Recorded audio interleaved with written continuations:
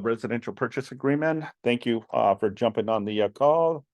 Contract class purchase agreement. So the California residential purchase agreement and joint escrow instruction. So the cool thing is that the California Association of Realtors has this training curriculum that you can, and if you're on Zoom, Go up here. Yeah, go ahead and go to the speaker for this one. I'm just gonna go second. get a new tablet. Let me mute a couple people. Okay, that it provides you with some illustrations. So the California Residential Purchase Agreement and Joint Escrow is the document which details the buyer offer for seller in California real property. Once the buyer offer is accepted, the RPA becomes the primary document specifying the terms of the parties in agreement. The RPA can be used anywhere in California. Users should be aware of any additional county or city requirements that apply, as they may impact completion of the form, such as paragraph 3Q5 and 6 that needs to add addendums and advisories. See paragraph 4. And the form is written to satisfy legal and practical consideration for the sale of properties built and zoned for single-family residence use, even if a rental. The RPA is the appropriate form for condominiums as well as standalone dwellings. It is also the form to be used for the sale of mobile homes, but with the applicable addendum. The RPA is sometimes used by real estate license for the sale of residential properties with 2 to 4 units. The residential income purchase agreement, better known as RIPA, is better suited for those properties, as they generally use for income generated properties. A fully executed RPA is to be delivered to the mutually agreed upon escrow company and operating binding instructions. Most escrow companies will provide their own general instructions to the buyer and the seller to supplement, not supply the terms of the RPA. Okay.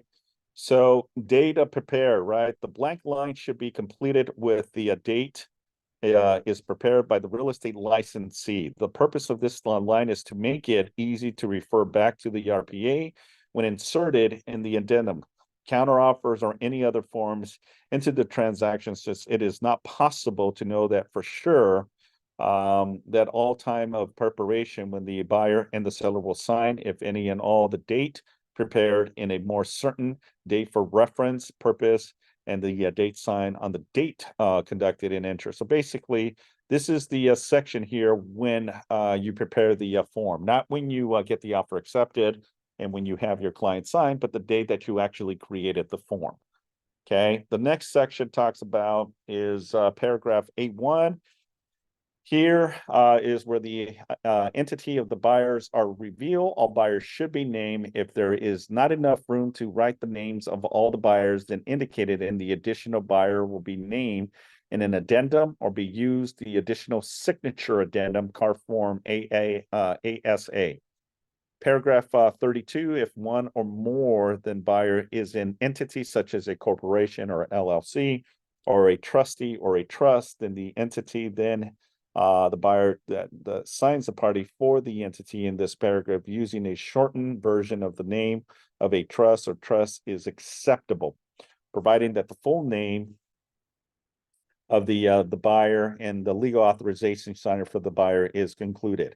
In this entity buyer paragraph 32, do not identify the buyer with anything that looks like a manner of taking title, husband and wife as unmarried. So basically that's not, it's names, corporations, and all that fun stuff.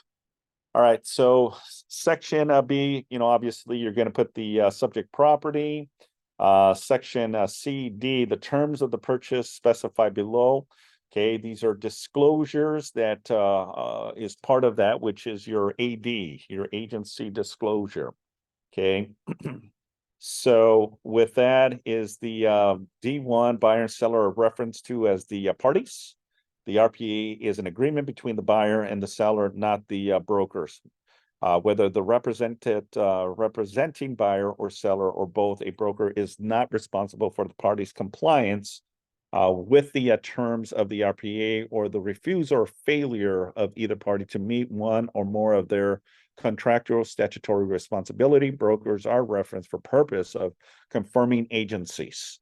Paragraph 22B and paragraph 2 of the real estate broker section on paragraph 16, brokers are limited parties to the escrow, not the underlying contract, for the limited purpose of the address and compensation issuing, C19D. Okay, so again, just to reference the importance of, the terms, the disclosures, the confirmation, who is representing who. Usually, if you're submitting an offer to the listing agent and the seller, you're referenced as the buyer broker form. Okay, the buyer broker firm is the one when representing the buyer. The seller's broker firm is the listing agent representing the seller. So you want to make sure that you have the corporate license information, the corporation or the name of the real estate company, and your information such as Keller Williams, South Bay, license number, your name, and your license number. Okay. Potential of competing buyers and sellers. This is basically the PRBS. What does that mean? Additional brokers. On occasion, more than one broker firm represent a buyer or seller client. Since agency confirmation paragraph is set up to list only one brokerage firm for a principal, it is necessary to inform the buyer seller client of the name and license number of any other brokerage firm. That's when you would utilize ABA form, which automatically would appear. So basically what it says here is that if you are working with another agent, maybe it's a mentor and a mentee, maybe it's you're partnering up, you work as a team, but you service all of your clients, seller clients, buyer clients, then you would utilize this form to disclose to the buyer that there's additional agents servicing them, which is a plus. It's a benefit to the buyer. Now we go into really what's called the grid. Okay, the grid boils down just like I did last week. The grid is the next 2.5 pages of the RPA. The grid format, the information placed into this blank line is the grid, are not for summary purpose, but instead form the contractual agreement of the parties. Each row in the grid references the paragraph later in the RPA that contains additional language that provides further explanation of the grid terms and contractual agreements. The bind both buyer and seller, those paragraphs are important, and the buyer seller should read them in the entirely. Basically, this is the meat and the potatoes of the entire RPA, meaning this is what you need to be focused on, because the importance of this is that all of the information, price, terms, and conditions are going to be on the grid. Okay. First section 3A talks about the purchase price. Section B talks about the close of escrow, better known as the COE. Section C talks about the expiration. It already defaults to 3 calendar days, not business days, not other than calendar days, 1, 2, and 3, meaning that even if it falls on a weekend, it still would be expire after the 3rd day. Now you can modify that and you can say 2 days, you can say 5 days. You can also change the time as well. Section D1 talks about the initial deposit. Typically you put an amount equal to the percentage. So if you do put 3%, then it'll reflect on this right section that it is 3%. Now it says within 3 business days, not calendar days. Now we go into business days. What are business days? Monday, Tuesday, Wednesday, Thursday, and Friday, right? So within 3 business days, the buyer shall conduct an acceptance of the wire. So once your offer gets accepted, then you'll know that you as the buyer have 3 days, 3 business days to put in the earnest deposit into escrow. Section D2 talks about the increased deposit money placed into escrow. This is, again, if you're putting a very small deposit, but your goal is to increase that deposit in good faith. Maybe you want to be aggressive in your negotiations. Maybe you're waiting to sell your property and you need all of the proceeds from the sale of your home to be able to purchase the home that you're buying now, right? And you may say, well, we only have, $2,000 to put, but the remainder of the $20,000, $25,000 to accumulate the 3% of the purchase price, will come from the sale, right? Then you can put an increased deposit, that increase of deposit amount and percentage. And then you can also say your upon removal of any contingencies. Loan amount, section E1 talks about the actual loan amount, not the purchase price, but the loan amount. So that's where you need to do the arithmetic on here, folks. Okay. And what the arithmetic is that if you're putting 20% down, 10% down, 5% down, 3.5% down, you have to subtract it. And that ultimately gives you the loan balance. For example, okay, you submit an offer for $1 million, right? And you're putting 20% down, that's $200,000 that you're putting as down payment. So what would be your loan amount? Okay, $800. So that's what you're going to put here as your loan amount would be 800. So when a listing agent and a seller receive this, they're going to see, oh, okay, they're putting a 20% down. Okay, so that already calculates that the percentage of a down payment that they're going to be putting in. Does that make sense? Okay. All right, section E2 talks about additional finance. This is again if the seller accepts, and this is if a buyer is using maybe a second loan, line of credit, seller finance, or any other type outside of the first deed of trust, then you can include section E, Edward 2 to accomplish that. So let me just kind of reference what it says here. So section 3E2, additional finance amount, as with the first loan identified in 3E1, the interest rate on the loan and amount of points that the buyer is willing to pay to get the loan are material elements of the additional finance, and failing to identify these terms can possibly render the contract unenforceable.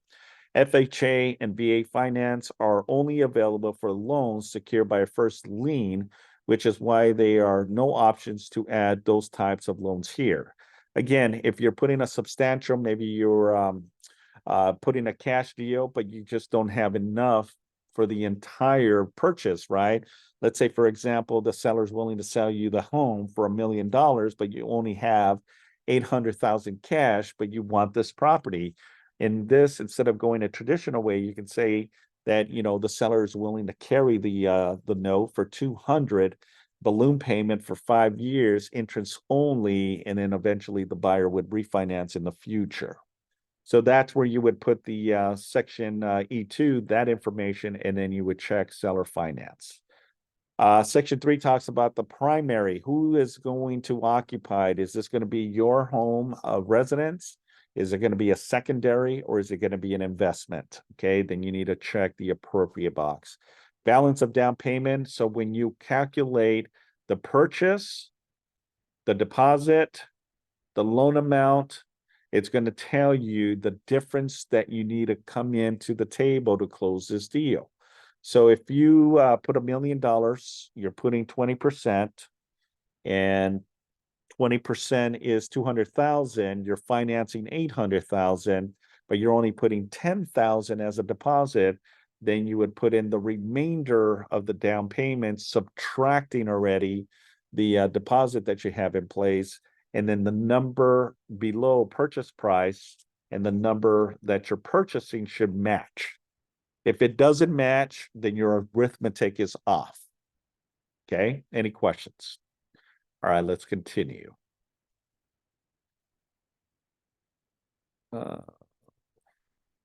So the next is your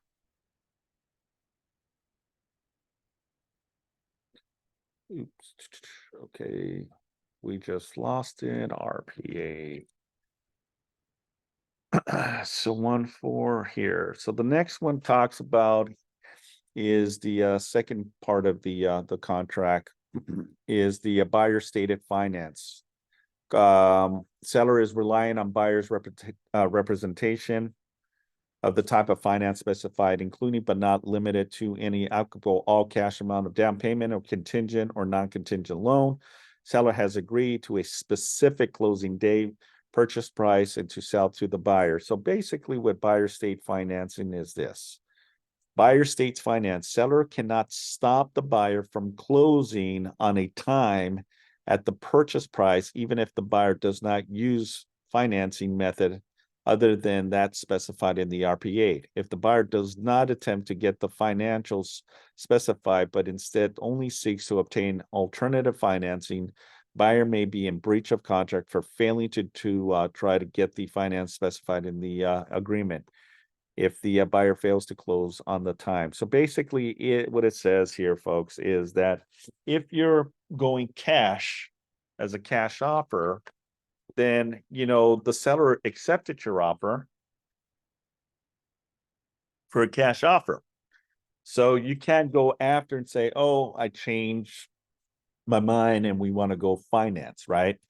If that's the case, remember, you're already took out loan contingency. So if the buyer does not get the loan or doesn't get approved, you can use that as an alternative to cancel the deal because you already submitted an offer that you were going cash, right? So just giving you those segues and understanding and how that works.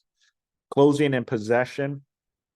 If buyer intends to occupy as a primary or secondary residence unless otherwise agreed, such form is the TOPA, better known as Tom, Echo, Paul, Adam. The unit buyer intends to occupy shall be vacant. So let's say that your client is buying a multifamily duplex, triplex, or fourplex, but the buyer intends to move into one of the units. Then you're going to specify the request that the buyer is seeking tenant possession, meaning they want to live in one of the units. The condition of the property, this is where I stress, and it's a very important section 7B1. Okay, remember this 7B as in boy 1, because this is where it says that the intent, this is where it says that the property will be delivered in as is present physical condition.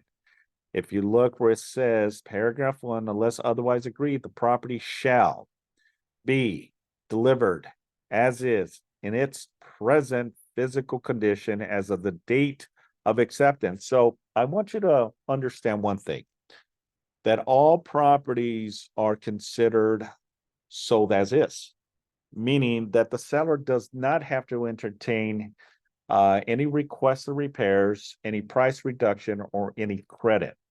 The home is being sold. Now, the sellers also, to not kill the deal, may give that as an incentive. So that way that, the buyer will continue with the process and the buyer's happy on what they're buying, right? It's no difference than when you're buying a used car. A used car, you're going to test it out. You may drive it, check the in of the and the outside, check the motor and all that fun stuff, and take it for a test drive. And you may be okay with the condition of the property. Maybe it has a couple dents, maybe it's just not up to par, but there's a little things that you can do, a tune-up, maybe replacing the tires, the shocks, or whatever the case may be. Well, real estate is no difference. There is going to be some issues with the home, especially a home that was built in the early 1900s, 20s, 30s, 40s, 50s, 60s, 70s, 80s, 90s, and even 2000. So I want you to understand that the importance of your position and how you have the conversation with the buyer, that all properties are sold in as is.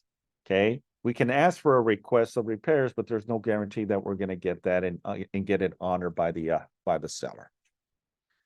Seller remaining in possession at the close of escrow. So it goes into that if the seller is requesting to stay in possession after escrow, that there's two segues. There's the 29 days or more than 29 days. Then it references section 7C. Seller remains in possession after close of escrow. 3M2 may give the seller the right to remain in the property after close of escrow. This is important for insurance and loan purposes. Parties shall consult their own insurance advisor whenever title and occupancy do not transfer on the same date. So again, just to understand the elements of what we're doing and how you approach the conversation with the buyer. At close of escrow basically means that the seller shall deliver the buyer available copies of any warranties Agents cannot and will not determine the accessibility of any warranties, codes, or any operations of all locks, mailbox, security systems, home automation systems, intranet, and internet connection device included in the purchase price, garage door openers, and all items included, either paragraph 3P or paragraph 9 if the property is a condominium and so on and so forth. So basically, you're buying the property as is. There is certain things that the seller must provide, such as keys to the property, keys to any storage, or even the garage or side doors. Section 8 talks about contingency and removal of contingencies. I'm not going to go dive deep into it, but basically, the buyer has a layer of protection, and those protections is that as long as the buyer holds on to the contingencies, and the buyer decides to back out, the buyer would be entitled to a full return of their deposit. It's when the buyer releases all contingency, and then that's where it exposes the buyer's deposit, and that can be a red flag if the buyer does not plan to close the deal. So once the buyer releases all contingencies, what they're telling the seller is, we're still moving forward. We want this place. We're going to close concurrently and go on to the next part of the process.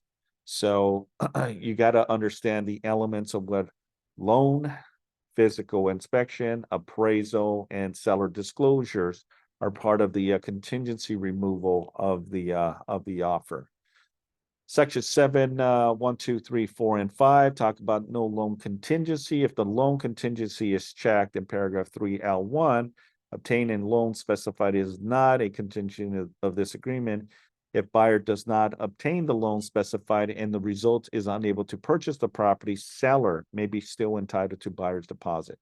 So meaning that if the buyer submits an offer with releasing the loan contingency, right?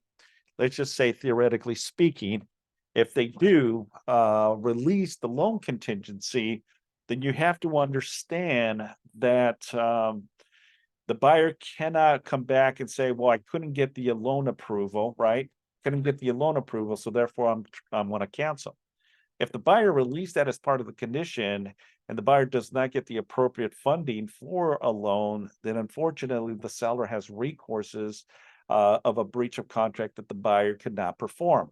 This is why it's important that you know exactly educating your clients and the importance of holding on to these contingencies. Every contingency that you have is like a wall that protects the buyer's deposit. Every wall that you release, every contingency that you release, it exposes the buyer's deposit closer and closer and closer, to the point where the buyer says, I've released any and all my contingencies. The buyer may be in jeopardy if the buyer doesn't perform in losing their deposit.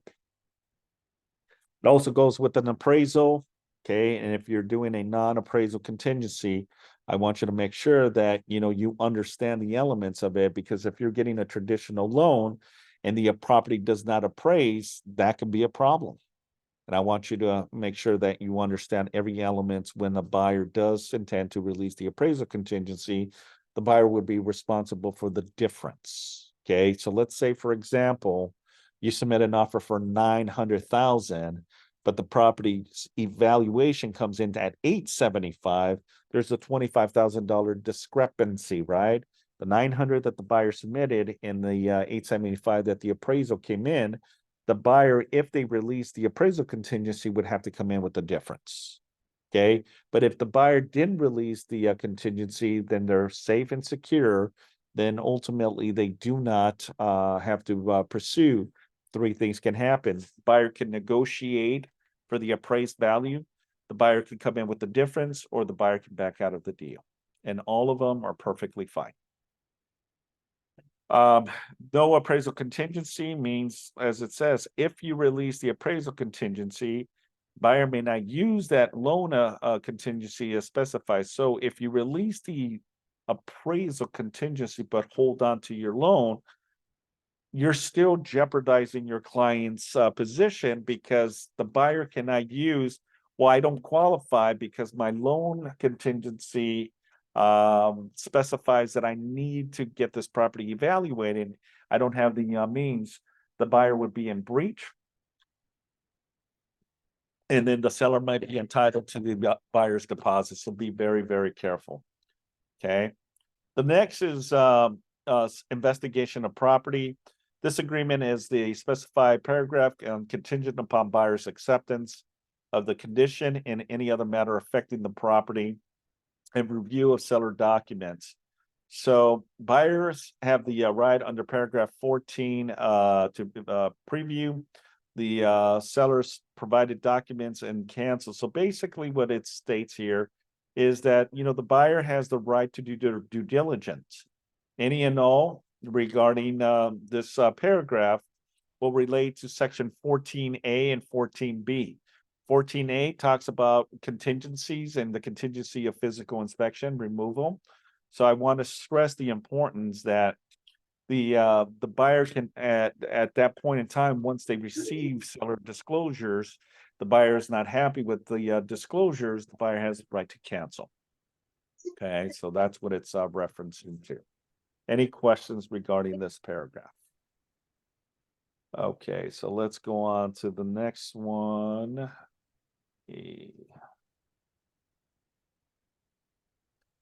All right, so section 11 M and N talk about if there's any solar systems or any known material facts.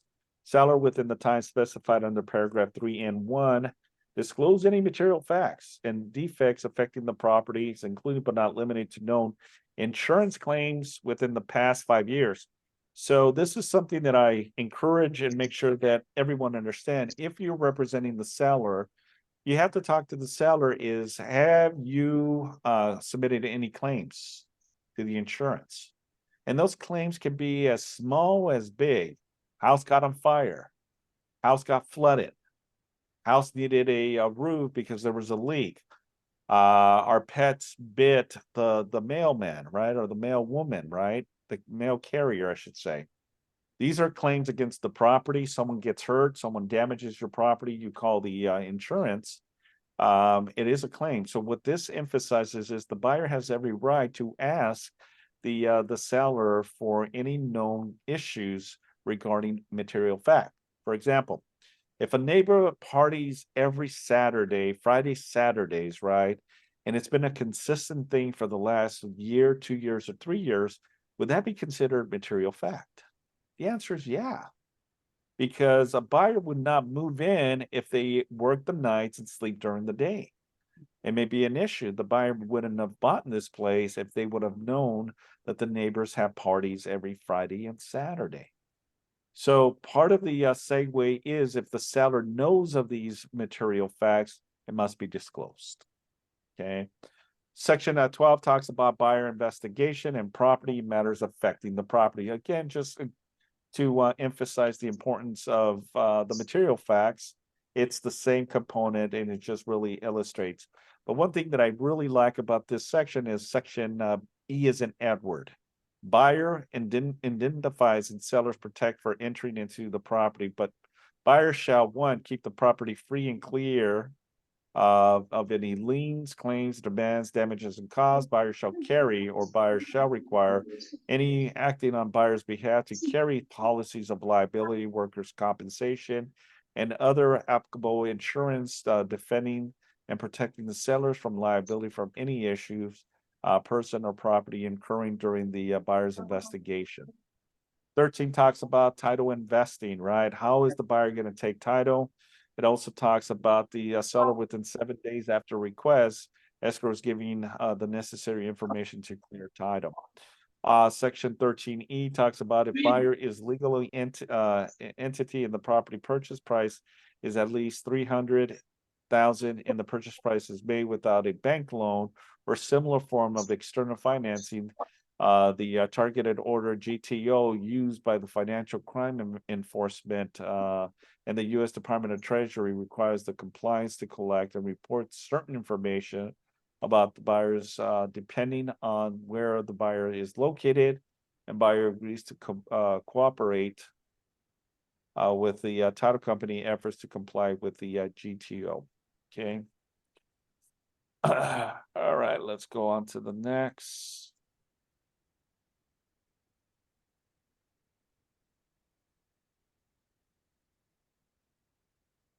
All right, next is the definition. I like this because it really just anchors, the definitions and instructions. So the acceptance 25A means at time of the offer or final counter offer is fully executed in writing. Agent means that the broker, salesperson, or broker associate or any other real estate license under the brokerage firm. Section C is the agreement. What is the documents and the counter offers in the incorporated agenda and amendments collectively forming the binding agreement between the parties? Section D talks about what is as is condition. Seller shall disclose no material facts and defects as specified in this agreement, but buyer has the right to inspect the property and within the time specified, request the seller to make repairs or take the other corrective action or exercise any contingency cancellation rights in this agreement. Seller is only required to make repairs specified in the agreement as of the otherwise agreed upon. Authorized agents, if you're on Zoom, please make sure you let me mute this person.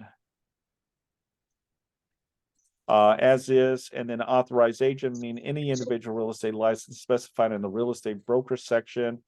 CAR form means the most current version of the specified forms, meaning make sure that you're using the right forms. Don't use a form that is 10 years ago. A lot of the information is not relevant anymore, so you want to make sure you're using the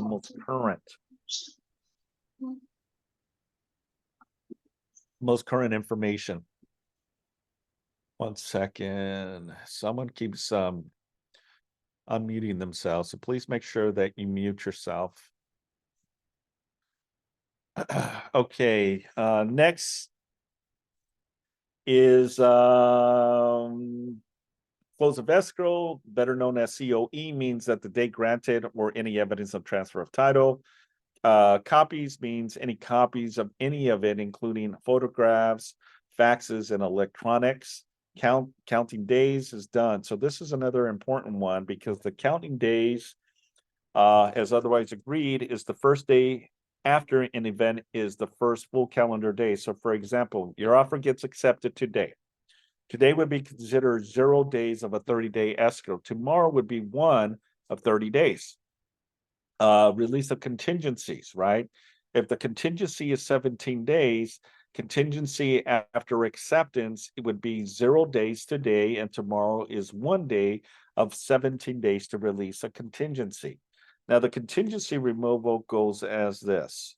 All right, the contingency removal is part 1 and part 2 that you can ask the buyer to release contingency on the date of release, or you can send a contingency removal on the date it's supposed to be released. For example, let's say that 17 days to release the loan contingency happens to fall on Thursday. Buyer has not released that. You can send a notice to perform to release that as a condition, and then the buyer has 48 hours to comply. Otherwise, the seller has the right to cancel. Or the buyer can receive a notice to perform from the listing agent, meaning that they will receive the notice to perform 2 days in advance, but on the date that specific contingency, which is 17 days, then that means if they don't release it on the 17th day, then they basically have the right to cancel. Okay. Next is day and days, meaning calendar days, days in general. However, delivery of deposit is based on business days, right? Because escrows are usually not open on the weekends. Delivered, and delivery. Unless otherwise agreed, means that shall be effected upon personal receipt of the document. So if I submit an offer to the listing agent, right, they are in receipt, doesn't mean it has been accepted. Now the listing agent has to submit that to their sellers, and then the sellers will sign and execute the purchase agreement. Then in return, you get it back. And then once that document is returned to me, then I have what's called a delivery. Okay. And that's when it's the full effect of the agreement. Section L talks about electronic copies, basically like DocuSign. Anything that has to do with any electric signature, that's what it's referencing to. M talks about the law, meaning the law codes and statutory ordinance. Section O talks about otherwise agreed means any agreement in writing signed by both the parties and delivered to each other. And then repairs means any repairs, including pest control, alterations, replacements, modifications, retrofitting of the property, provided for and under this agreement. Q, sign or signed means that, the handwritten or electric signature. So if I send Jim prevents you a DocuSign, he reviews it, then he checks it off and finally signs the purchase agreement. That's what it means that it's been signed. All right, and that goes for you as well. As an agent, there's certain forms that you're going to be signing as well as a salesperson. Terms and condition of the offer is pretty self-explanatory. Time of essence, entire contract and changes. At the time is of the essence. Remember, anything and everything is basically of urgency. Consider all of these forms as urgencies, okay? That don't drag your feet because there's timelines that must be met. And if you do not meet those timelines, then someone is going to be very upset. And we don't want anyone to be upset. You want to be on the forefront of these conversations and making sure that you get everything signed and secure. Okay. Now, let me quickly just go to my purchase agreement. This is again a sample, but I just want to show you the zip form.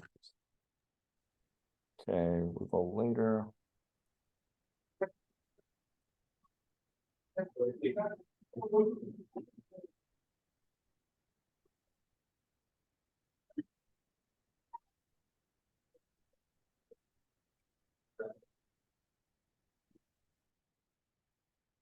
Okay, so here's a sample of the purchase agreement.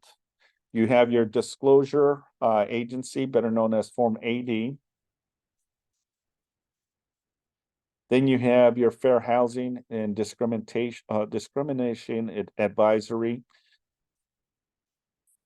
Then you have your possible representation of more than one buyer and seller, your wire fraud, and then diving into your purchase agreement, right? Again, I just want to stress the importance. Oops.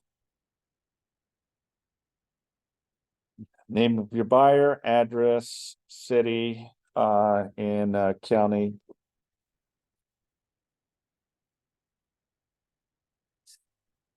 And then zip code, and then obviously the parcel number.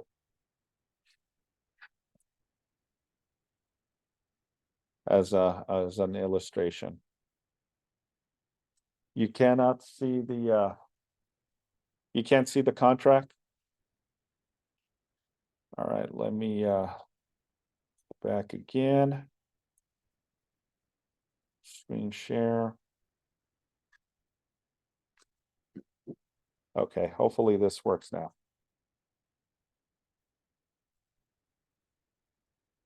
Got it. Does this help? Are you able to see the current purchase agreement? Remember what I said, seller's information goes here, but I want to dive in because the other illustration only provided you with just a couple of notations on the RPA. One of the things that it did not have was the allocation of cost. Here is all of the responsibility, who's going to be paying who and what, such as natural hazard disclosure, smoke alarms, government required points of sales, escrow fee, title fees, buyer, lender, title insurance policies, county, city, HOA, any private transfer fees, any additional fees or cost. And like, for example, this can be in the city of Los Angeles, your 9A report. We can ask that the seller pay for the 9A report, right? And that can be city of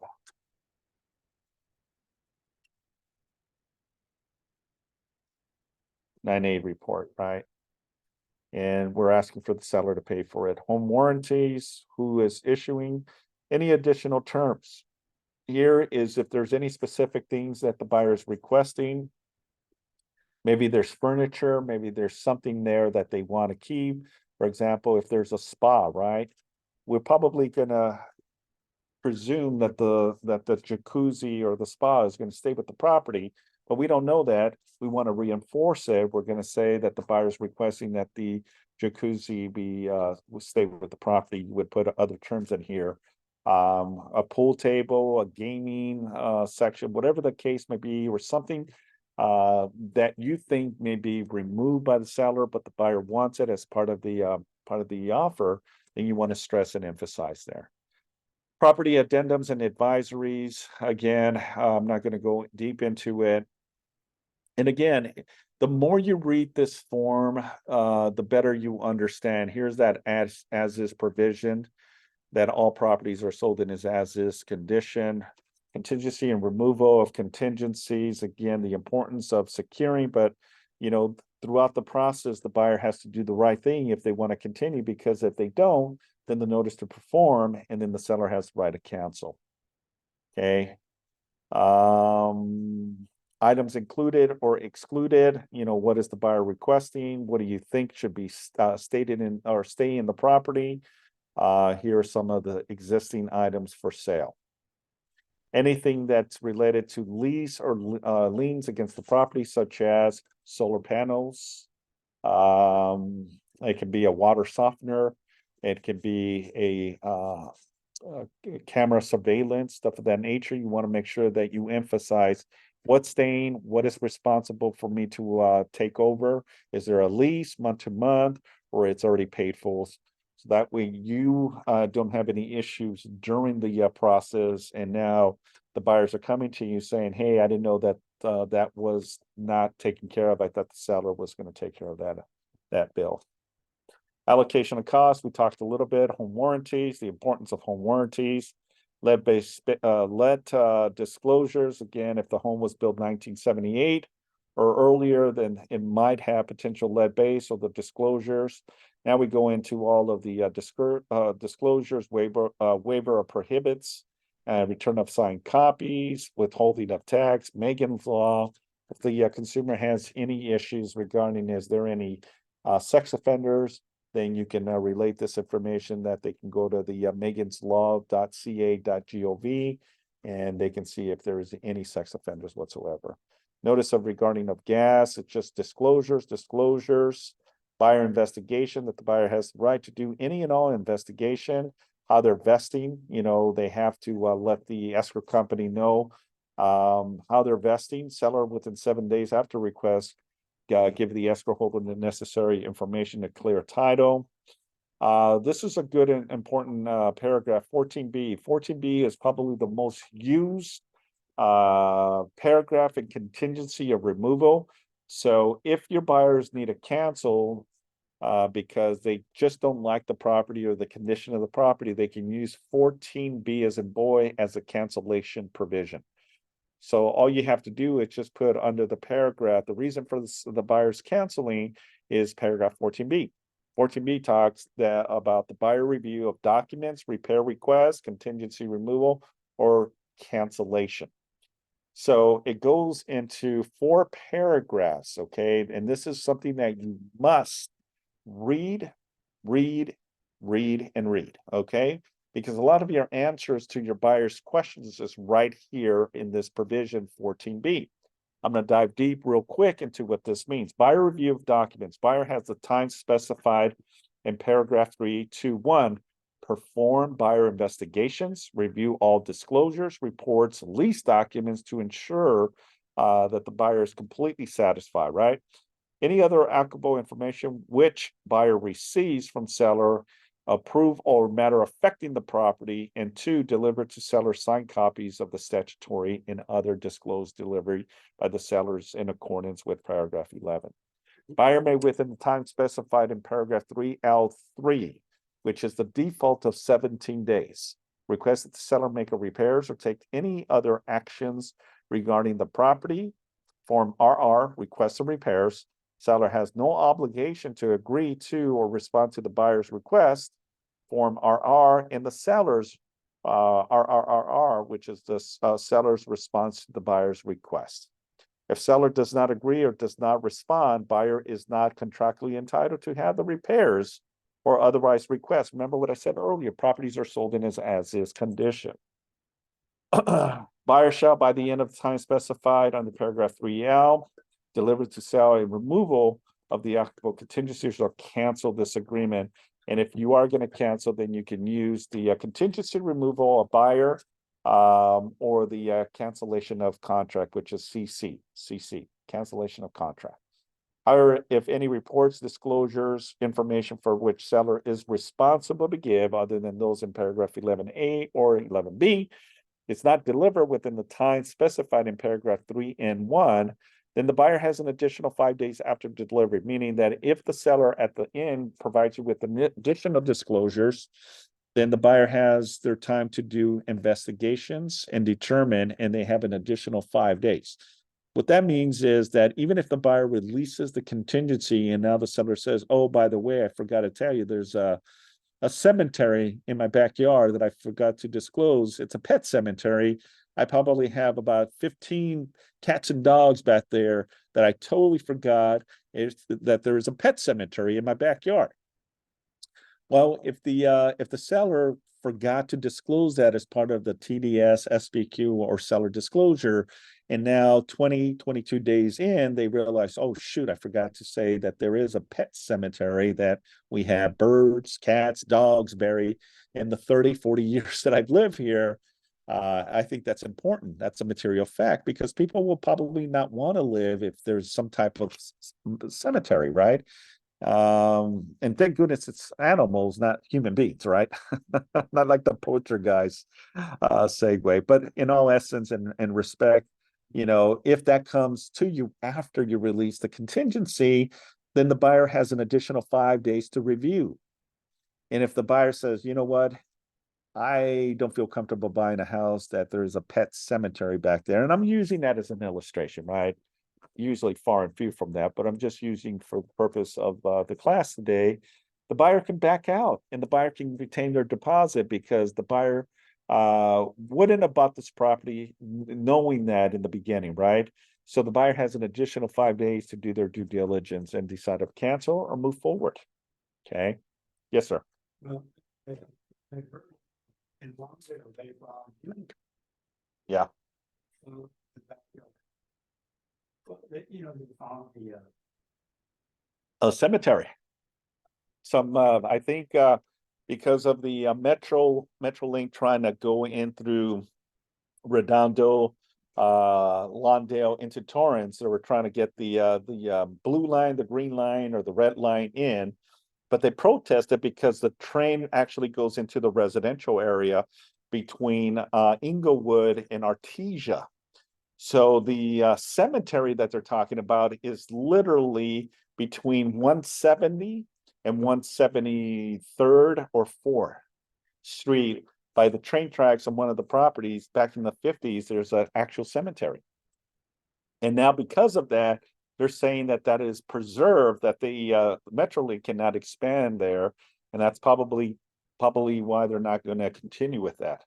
But that's a true story. That's right. Buyer's right to cancel. Remember, the buyer has the right to cancel under the provision as long as they have their contingencies in place. Notice the buyer perform, meaning that if the buyer performs, the seller doesn't perform, then both can mutually cancel each other. Cancellation of deposit. If the buyer still has not released all contingencies, the buyer may be entitled to their commission. Now, again, depending on the circumstances and the situation, will determine the factor is if they are entitled to their deposit or if the seller is entitled to their deposit. One thing that I have to also stress and inform you is under section 14H as in Henry, effective of cancellation and deposit. And I want to briefly read this to you because it's an important aspect that I want everyone to understand. And it says the following: if buyer or seller gives written notice of cancellation pursuant to the rights duly exercised under the terms of this agreement, The parties agreed to sign and deliver mutual instructions to cancel and the sale and escrow and release deposit. If and any to the parties entitled to the funds less fees, costs paid by the escrow holder on behalf of the parties, if required by this agreement, and two, any escrow fees charged the parties, fees and costs may be payable to the servicing provider and vendors for services and products provided during escrow. A release of funds will require mutual cancellation. Okay, if I want to cancel, but the seller says, nope, we don't have a mutual agreement. It has to be mutually agreed. And that's what escrow will not release any money to anyone until they get all the proper signatures. And it says mutual sign the release instructions from the parties in a judicial decision or arbitration award. Now, this is where I want you to focus is on the bold section here. A party may be subject to a civil penalty of up to $1,000 for refusing to sign cancellation of instructions. If there is no good faith dispute exercised as to which party is entitled to the deposit. For example, I submit an offer, buyer offer gets accepted, my offer gets accepted. And then within 5 days, I decide, after doing my due diligence, I want to exercise 14B, I can cancel. And the seller says, well, no way, I accepted your offer. You need to close on this. I don't have to. I'm exercising my right. This is the beauty of these contracts is you're not obligated. Yes, you submitted an offer. Yes, you open escrow, but under no circumstances am I obligated to, buy this place if I feel that there's just too many issues with the property. So then I send a cancellation. Now, if the seller does not sign off on it, then I can use this section as a preliminary approach that I would get my broker involved and say, look, I'm having a hard time with the listing agent and the seller. Then we can go hard nose on this and say, look, under paragraph 14H, if the seller refuses, then there's punitive damages that the buyer may be entitled to $1,000 for refusing to sign off on the cancellation if there is no good faith reason. The buyer didn't do anything, they just exercising their rights. Okay, which party is entitled to the deposit? Neither agent or their escrow holder qualified to provide this opinion, or whether each party has acted in good faith, in which is entitled to the deposit. Buyer and seller are advised to seek the advice of a qualified California real estate attorney regarding this matter. So if it gets ugly, then we always revert back to the contracts, and then we emphasize the importance of seeking legal advice. Repairs. Goes back to bought it. Yeah, exactly. Yeah, that's so true. The property goes back to properties being sold as is. Final verification, meaning that the buyer has the right to do their final walkthrough before they close to make sure that the seller's done anything and everything that the buyer requested on repairs. Select services, multiple listing service, attorney fees and costs. I'm not going to go into, we talked about the definitions. And then this is the last thing, and then we'll close out the class is paragraph 29, paragraph 30, and paragraph 31. Okay, paragraph 29 talks about liquidated damage provision. Okay, and it says by initialing the space below, you're agreeing to liquidated damages. And what it says is if buyer fails to complete the purchase because of buyer's default, seller shall retain as liquidated damages the deposit actually paid, whatever they put into escrow. If the property is a dwelling with no more than 4 units, one of which buyer intends to occupy, then the amount retained shall be no more than 3%. So if someone puts more than 3%, but it falls under this provision, the maximum amount that the seller can go after damages is 3%. Okay, any excess shall be returned back to the buyer. Release of funds will require mutual, again, talks about mutual agreement, sign and release instruction from both the buyer and the seller, and decision or arbitration awarded at the time of any increased deposit. Buyer and seller shall sign a separate liquidated damage provision incorporating the increased deposit under the form DID, did. Buyer initial, seller's initial. Mediation. If we cannot come to an agreement, then both buyers have the right to exercise mediation. There's a dispute, there's an argument, no one can come to a finalized agreement to cancel, move forward, then the next step would be is mediation. The parties agree to mediate and dispute any claims arising between them out of this agreement or any resulting transaction before resulting to an arbitration or court action, meaning that you must try to first mediate before you try to sue one another. Or before you escalate it to an arbitration, you must mediate. And then the consumer can go to consumermediation.org. And if we go, let's see here. I don't know if I can highlight this. No. Let's see, consumer.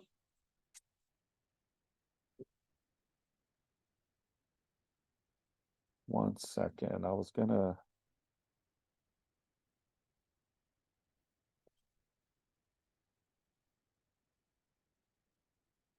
I didn't spell it right. Okay, consumer, let's see, go back.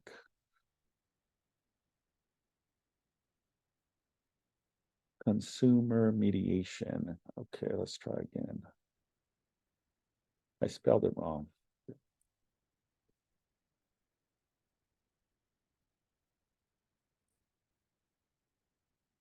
Hey, if the consumer wants to, they can go to the mediation center, which takes them to the California Association of Realtors. Does everyone on Zoom seen this? Hope you see it. Let me just make sure I'll cancel it out and then use my rescreen just in case. Okay, then go back. All right, so this is the mediation center where they can go in here. And this is something that I emphasize to highlight and keep as a reference, copy and paste. So that way, if there is a consumer issue between your clients, either the buyer or the sellers, you can always reference this and say, here's the email that you can go, and here's the website that you can go to file a mediation. So here it talks about, the California Association of Realtors Mediation Center for Consumers offer a highly qualified pool of specialized trained and reliable mediation. So they can put a request. Here is the power of participating thinking of mediation. They can actually listen to a quick little video if they wanted to go into this, right? And it actually shows you step by step. General counsel, that's welcome you to. So it goes through, some videos that the consumer can see and hear about the actual process. A notice of request to mediate. You may ask, what do I do next? First, note the date. Okay, so I'm not going to go deep into this, but again, they would go here, request mediation. And again, I want to emphasize and stress the fact, listen to these videos so that way you can really articulate your position, right, as an agent, the importance if they have to go through a mediation process. Here, they'll put in the dates, the subject property, the city, the state, zip code, which party is in dispute, the buyer, the seller, or other. Initial parties have added at the this information, email, primary number, address. Will you be represented by legal counsel? Yes, no, uncertain. And then just a brief list of updates. You will not be available for mediation conference during the 60-day period. And it goes a list of, qualifying questions. And there is a fee, folks, okay? So if you are going to send this link, then all of this information needs to be filled out. And then here, in additional information, who did you hear about this mediation? Was it your realtor, your attorney, online ad, California forms, or other acknowledgement? But there's also, I want to stress that there is a $500 fee, okay? Understand and acknowledge that a $500 filing fee I will submit to CAR Consumer Mediation Center with the request for mediation is non-refundable. If I pay the filing fee through the use of a debit card, credit card, or any electronic means, I understand and acknowledge that I cannot revoke or reverse such payment in any manner. Okay, I agree to the terms. Click on the submit button and request for mediation. Okay, then whoever it is, if it's the buyer or the seller requesting for mediation, then you understand that there is a fee. Okay. And then that's how you utilize the process of mediation under paragraph 30. Okay. Addition mediation terms, and then arbitration. After doing a mediation, if for any reason you cannot mediate, it doesn't work, doesn't help, then you can always escalate it into an arbitration. Arbitration, right? And that's more of a process that, you know, under the California Association of Realtors, you can request an arbitration, you know, after doing at least the mediation aspect of it. And then obviously you want to make sure that the buyers sign and initial everything for compliance purposes, and then you just submit your offer. With that being said, that concludes